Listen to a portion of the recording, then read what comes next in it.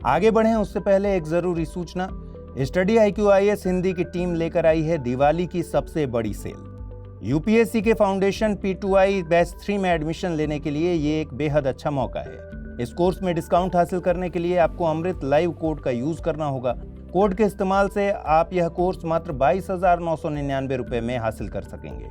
Code 16 नवंबर 2023 तक valid होगा। इस बैच की शुरुआत इंग्लिश में 15 नवंबर से, इंग्लिश में 17 नवंबर से और हिंदी में 10 नवंबर से हो रही है। नमस्कार, बहुत बहुत स्वागत है आप सभी का स्टडी IQ IAS हिंदी में। मेरा नाम है अतुल जैन। तो आज हम बात करेंगे एक ऐसे मुद्दे की जिस पर आप साल दर साल हर समय सरकारों को, राजनीतिक पार्टियों को, विचारकों को, अर्थशास्त्रियों को चर्चा परिचर्चा करते हुए सुनते हो। और ये चर्चा परिचर्चा सुनते हुए यार मेरे बाल सफेद हो गए, लेकिन ये कभी ना तो खत्म हुई और ऐसा लगता नहीं कि ये आने वाले समय में खत्म भी होने वाली है।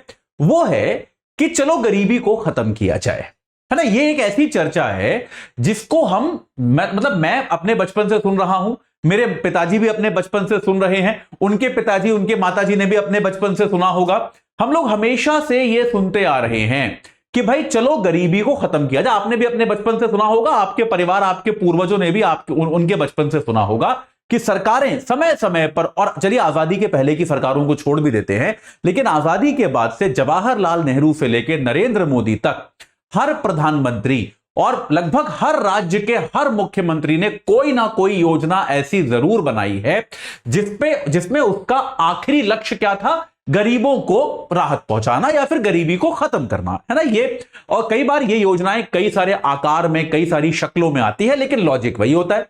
जैसे प्रधानमंत्री मोदी की 2016 की एक योजना थी कि हम किसानों की आय दुगनी करेंगे। ये वो बार बार प्रधानमंत्री ने कई मंचों से बोला।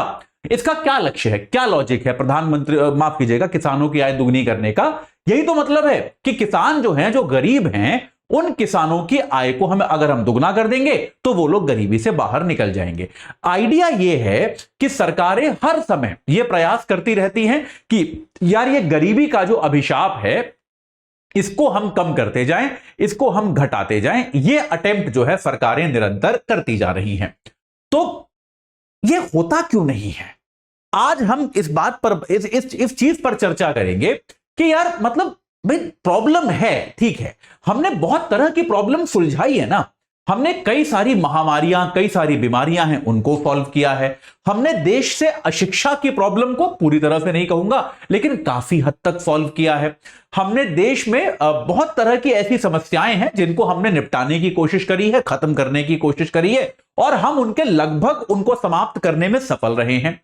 ये गरीबी की जो समस्या है, इसका समाधान हम निकाल क्यों नहीं पाते हैं?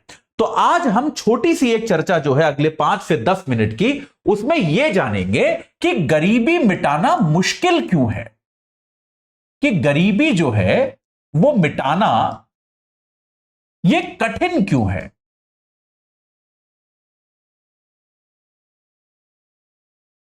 ऐसा क्यों हो रहा है कि गरीबी को मिटा पाना जो है वो इतना दुष्कर चुनौती है कि हर सरकार की टॉप प्रायोरिटी है। और मेरे ख्याल से आप लोग इस बात को जानते हैं कि राजनीतिक तौर पे बड़ी लाभदायक होगी। भाई आमतौर पे हमें कहते हैं ना, नेता वही काम करते हैं जिससे उन्हें लाभ मिले।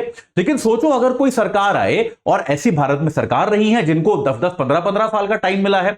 नेहरू साहब की सरकार को 17 साल मिले थे, इंदिरा गांधी ने भी करीब 15 साल शासन किया, डॉक्टर मनमोहन सिंह, अटल बिहारी वाजपेयी साहब ने 6 साल से ऊपर शासन किया, डॉक्टर मनमोहन सिंह ने 10 साल शासन किया, प्रधानमंत्री मोदी को 10 साल होने वाले हैं। तो इतने सारे प्रधानमंत्रियों को लंबा लंबा कार्यकाल मिला, तब भी ये गरीबी हटाने की समस्या जो है, और इनमें से लगभग सभी प्रधानमंत्री काफी योग्य थे। तो यार ये ऐसा क्यों नहीं हो पाया कि हम गरीबी पर एक सक्सेसफुल तरीके से, सफल तरीके से विजय प्राप्त कर पाए? देखिए इसके बहुत सारे कारण हैं। इसका एक कारण जो होता है कि गरीबी जो है वो एक तो कोई रैखिक समस्या नहीं है। रैखिक समस्या क्या होती है? जिसको हम कहते हैं लीनियर प्रॉब्लम। मतलब जैसे मान लो आपकी अंग्रेजी कमजोर है, यह एक रैखिक समस्या है। अक्सर बच्चे आते हैं हिंदी मीडियम के पूछने कि सर कंपलसरी इंग्लिश का पेपर कैसे निकलेगा, यह तो नहीं आता। इसका बहुत सिंपल रैखिक समाधान है। वो रैखिक समाधान क्या है? मैं आपको 2 किताबें बता दूंगा और कह दूंगा भैया देखो ये किताबें कर लो। मैं आपको एक कोर्स बता दूंगा, एक यूट्यूब लेक्चर सीरीज बता दूंगा, एक्सरसाइज दे दूंगा, आप उस पर बैठ के पढ़ाई करोगे। मतलब एकदम क्लियर, एक प्रॉब्लम है और एक समाधान है। ऐसा क्यों है? क्योंकि इस प्रॉब्लम का स्रोत एकदम सिंपल है कि आपने बचपन में या जो आपके बड़े होते हुए आपको अंग्रेजी भाषा का अनुभव नहीं हुआ। भाई आपको अंग्रेजी भाषा का अनुभव हो जाएगा तो आपको वो भाषा मुश्किल नहीं लगेगी। हम में से ज्यादातर लोगों को हिंदी मुश्किल नहीं लगती क्योंकि हिंदी भाषा का हमको अनुभव रहा है। अंग्रेजी भाषा का आपको अनुभव नहीं रहा तो आपको वो मुश्किल लगती है। तो आप अगर उसका अनुभव लेना शुरू कर दोगे तो वो आपकी प्रॉब्लम सॉल्व हो जाएगी। तो जहां पर भी आप समझ रहे हैं बात को, जहां पर समस्या का स्रोत एक होता है वो रैखिक समस्या होती है। आप उस स्रोत को अटैक करो, उसको ठीक करो, प्रॉब्लम खत्म। क्या गरीबी का कोई एक स्रोत है? क्या आप यह कह सकते हो कि देश में जो गरीबी है उसका कोई एक स्रोत है? गरीबी का बेटा एक स्रोत नहीं है, गरीबी के हजारों लाखों स्रोत हैं। गरीबी पुश्तैनी गरीबी हो सकती है, गरीबी संरचनात्मक हो सकती है कि आप पहले कभी अच्छा काम करते थे, आपकी खेती में बहुत पैसा था, अब अचानक से आपके खेत जो है उनकी उपज कम हो गई, आप गरीब हो गए। गरीबी मेडिकल गरीबी हो सकती है। ये मैंने देखा है अपने आसपास परिवेश में कि परिवार अच्छा था, परिवार का एक व्यक्ति बहुत बीमार पड़ा, परिवार ने जमीन बेच के उसका इलाज कराया, परिवार गरीब हो गया। गरीबी अशिक्षा के कारण हो सकती है कि पहले सभी अशिक्षित थे तो आप धनवान थे, अब आपके आसपास सब पढ़ गए, अब जो पढ़े लिखे लोग थे दुनिया उनकी हो गई, आप ज्यादा पढ़े लिखे नहीं तो आप गरीब रह गए। गरीबी के बहुत सारे संसाधन, गरीबी कई बार भेदभाव के कारण हो सकती है कि आप एक ऐसी जाति, एक ऐसे धर्म से, एक ऐसे समुदाय से हैं जिनको मौके ही नहीं दिए गए। गरीबी लैंगिक हो सकती है कि आप क्योंकि महिला हैं या आप तीसरे जेंडर से हैं, आप एक ट्रांसजेंडर हैं और आपको मौके ही नहीं मिलते कहीं पर कुछ काम करने के। गरीबी जो होती है वो बहुत गरीबी क्षेत्रीय हो सकती है कि आप देश के ऐसे सुदूरवर्ती क्षेत्रों से हैं जहां पर काम करने के मौके ही नहीं है, जहां पर अपॉर्चुनिटी ही नहीं है, अब अवसर ही नहीं है, तो आप कैसे तरक्की करोगे? ये बात सही है। तो गरीबी का बेटा क्योंकि स्रोत एक नहीं है, इसीलिए गरीबी जो है वो एक रैखिक समस्या नहीं है। और गरीबी चूंकि एक रैखिक समस्या नहीं है तो इसका कोई 1 पॉइंट सॉल्यूशन नहीं हो सकता। अगर आपको गरीबी कम करनी है तो आपको इन सब पे एक साथ हमला करना पड़ेगा। और अगर आप 50 चीजों का सॉल्यूशन एक साथ निकालने जाओगे, जो कि सरकारें करती हैं, मैं ये नहीं कह रहा कि सरकारें पूरी तरह से विफल रही हैं गरीबी हटाने में। आप जब प्रॉपर इकोनॉमिक्स पढ़ोगे तो आपको आंकड़े पढ़ाए जाएंगे अलग अलग तरह के कि हमारे यहां गरीबी कम हुई है, इसमें कोई डाउट नहीं है। लेकिन तब भी आपने देखा कि यार इतनी सारी चीजों को आप एक साथ तो सॉल्व कर नहीं सकते, और अगर आप इतनी सारी चीजों को एक साथ सॉल्व नहीं करोगे तो गरीबी कैसे सॉल्व होगी? भाई आप एक तरीका सॉल्व कर सकते हो, दूसरा तरीका सॉल्व कर सकते हो। जैसे आपने क्या किया, आपने जो पिछड़े इलाके थे वहां पे आपने उद्योग लगाए ताकि वहां के युवा को रोजगार मिले, ठीक है, वहां पे आपने एक प्रॉब्लम सॉल्व की। लेकिन फिर वहां पे जब समाजशास्त्रीय सर्वे किए गए तो पाया गया कि जो काम मिल रहा है वो केवल एक जाति के लोगों को ही मिल रहा है, कुछ और जाति के लोगों को तो वो काम मिल ही नहीं रहा। तो जो जातीय भेदभाव था उसके कारण गरीबी के पॉकेट, गरीबी के कुछ इलाके वहां भी बने रह गए। ठीक है, ये बात आप समझ रहे हैं। इसके अलावा कई बार पोषण की कमी से गरीबी होती है कि आपको पोषण इतना कम मिला कि आप जीवन में अच्छा काम करने योग्य ही नहीं बचे। तो ये एक बहुत बड़ा बिंदु है कि गरीबी जो है इसका स्रोत एक नहीं है, इसके अनेक स्रोत हैं जिसके कारण आप इसका सीधा रैखिक समाधान नहीं ढूंढ पाते। ये इसका पहला प्रमुख कारण है। दूसरा प्रमुख कारण जो है बेटा वो ये है, कई बार क्या होता है इसमें गरीबी का वितरण जो होता है वो क्षेत्रवार अलग अलग होता है। गरीबी का क्षेत्रवार वितरण जो है वो अलग अलग होता है। कुछ क्षेत्र आपको ऐसे मिलेंगे, कुछ देश आपको ऐसे मिलेंगे, कुछ शहर आपको ऐसे मिलेंगे जहां ज्यादा गरीबी है, बाकी क्षेत्रों में कम गरीबी है। तो आप जब धन का वितरण करते हो तो धन का वितरण करने में आपको या फिर संसाधनों का या सुविधाओं का वितरण करते हो तो आपको उनमें एक रूपता रखनी पड़ती है, जिसके कारण कुछ क्षेत्र जो है वो अपेक्षाकृत पिछड़े रह जाते हैं। तो ये सब कुछ जो है बेसिकली आपके अनेक स्रोतों में आता है। अब कई बार बच्चे मेरे से ऐसा बेसिक सवाल पूछते हैं कि सर सरकार पैसे ही क्यों नहीं बांट देती, कि यार आप चलो एक काम करो, सरकार के पास इतना पैसा है और मान लो देश में 25 करोड़ जो सबसे गरीब लोग हैं हम उनमें पैसे ही बांट दें। यह बात सही है, तो आप ऐसा कर सकती है सरकार। लेकिन बेटा याद रखिए कि आपने अगर पैसे बांटे तो उससे गरीबी कितने समय के लिए हल होगी।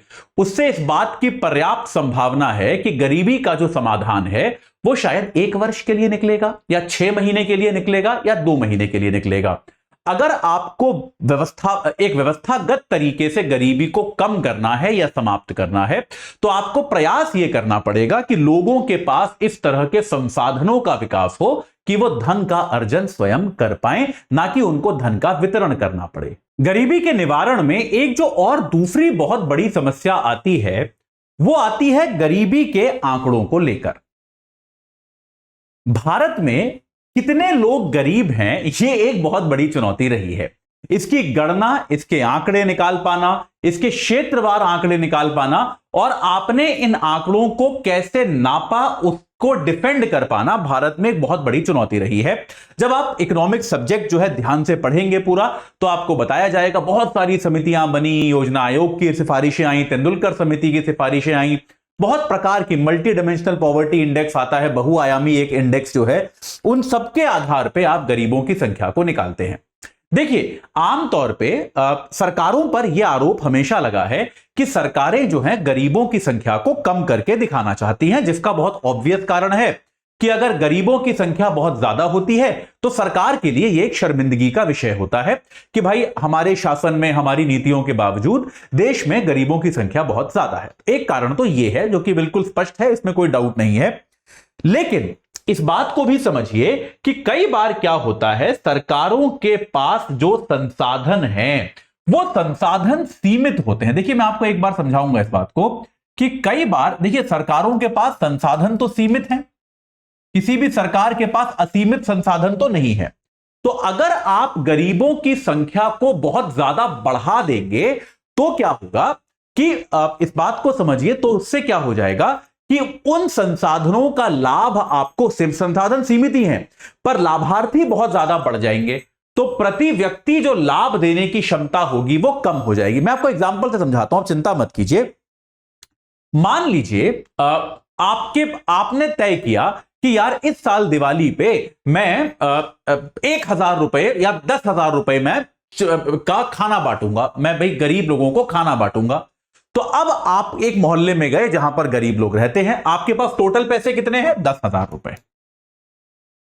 ठीक है, अब आपको यह पता चला कि यार इस मोहल्ले में कुल मिला के 5,000 ऐसे लोग हैं जो गरीब हैं।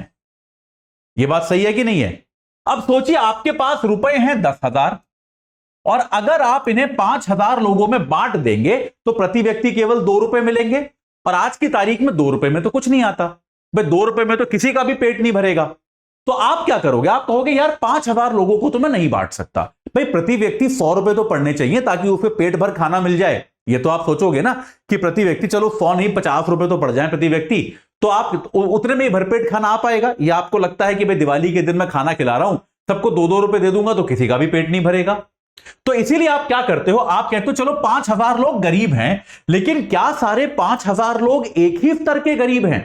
भाई इन 5,000 में से हो सकता है कुछ लोगों की इनकम 3,000 रुपए हो, कुछ लोगों की इनकम मान लीजिए 6,000 रुपए हो, और कुछ लोग ऐसे भी हो सकते हैं जिनकी इनकम 1,000 रुपए ही हो।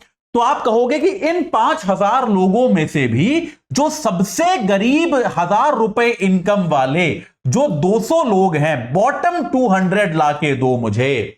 इन बॉटम 200 में जब मैं पैसा बांटूंगा अपना, तब जाके प्रति व्यक्ति 50 रुपए मिलेगा, जिससे कम से कम इन 200 लोगों का तो पेट भर जाएगा। बात क्लियर है कि नहीं है? तो आपके पास अगर संसाधन सीमित हैं तो आप सारे लोगों को गरीब नहीं मान सकते। अगर आप सबकी मदद करने जाओगे तो सबको 2-2 रुपए मिलेंगे, उससे कोई लाभ नहीं होगा। अब यही एनालॉजी, बिल्कुल यही एनालॉजी आप सरकार पे लगा के देखिए। सरकार मान लीजिए गरीबों की गणना कर रही है, और सरकार को मान लेते हैं सरकार के पास जितने भी पैसे हैं, अगर उसमें सरकार मान लेती है कि देश में 80 करोड़ लोग गरीब हैं, तो यार 80 करोड़ लोगों को सरकार कैसे लाभ देगी? उसमें किसी को भी कुछ मीनिंगफुल लाभ, कोई सही का कायदे का लाभ नहीं मिल पाएगा। इसीलिए सरकार क्या करती है, कई बार गरीबी रेखा को नीचे लेके जाती है कि और गरीब, जो सबसे गरीब लोग हैं, जो अंत्योदय है बिल्कुल योजना जैसे, कि जो अति गरीब हैं उनकी मदद हो जाए, उनको सही जीवन यापन की सुविधाएं मिल जाएं, सरकार इसका प्रयास करती है। तो कई बार इन प्रयासों की आलोचना भी होती है, कई बार इन प्रयासों के पीछे यह आर्थिक लॉजिक भी होता है। लेकिन कुल मिला के गरीबी एक बहुआयामी समस्या है जिसका कोई एक स्रोत नहीं है, कोई एक तरीका नहीं है, मापना आसान नहीं है और उसका वितरण जो है उसको भी पकड़ पाना सरल नहीं है। इसीलिए न केवल भारत में बल्कि दुनिया के बहुत सारे देशों में गरीबी को हटा पाना एक बहुत बड़ी चुनौती बना रहा है। मैं आशा करता हूं गरीबी पे ये छोटी सी चर्चा जो है ये आपको थोड़ा सा समझ में आज आई होगी। ठीक है, चलिए, लेकिन जाने के पहले मैं आपको बता दूं, अगर आपको इकोनॉमिक्स को इसी तरह से सिंपल समझना है, बहुत सिंपल करके, और सिर्फ इकोनॉमिक्स नहीं, आपके यूपीएससी के पूरे सिलेबस को एकदम सरल तरीके से समझना है, तो आप जुड़िए हमारे P2I बैच से। हिंदी का बैच 10 तारीख से, 10 लेकिन टेक्निकली है, वैसे 11 से 14 क्लासेस नहीं होंगी तो 15 से ही होगा इफेक्टिवली। अंग्रेजी का बैच 17 तारीख से और बाइलिंगुअल बैच जो है वो 15 तारीख से प्रारंभ है। एजे लाइव कोड आप लगाइए, आप इनमें से जिससे भी जुड़ना चाहें, एजे लाइव जो मेरे नाम पे आधारित है, और दिवाली की क्योंकि सेल चल रही है इसलिए आपको यह बैच अभी मिल रहा है केवल 23,000 रुपए में, 22,999 में। P2I है यानी कि प्रीलिम्स मेंस इंटरव्यू हर स्तर पे आपकी तैयारी में या आपकी देखभाल करेगा। यूपीएससी की तैयारी में जो सुविधा आपको चाहिए वह सारी सुविधाएं आपको इस बैच में मिलेंगी। तो अगर आप इस बैच से अब तक जुड़े नहीं हैं तो कृपया आप जल्दी से जल्दी इस बैच से जुड़ जाइए और अपनी तैयारी को एक औपचारिक, एक फॉर्मल रूप प्रदान कीजिए। मेरे साथ इस सत्र में जुड़ने के लिए आप सभी का बहुत बहुत धन्यवाद। हिंदी में यूपीएससी की तैयारी से संबंधित प्रोग्राम्स को देखने के लिए सब्सक्राइब करें स्टडी IQ IAS हिंदी।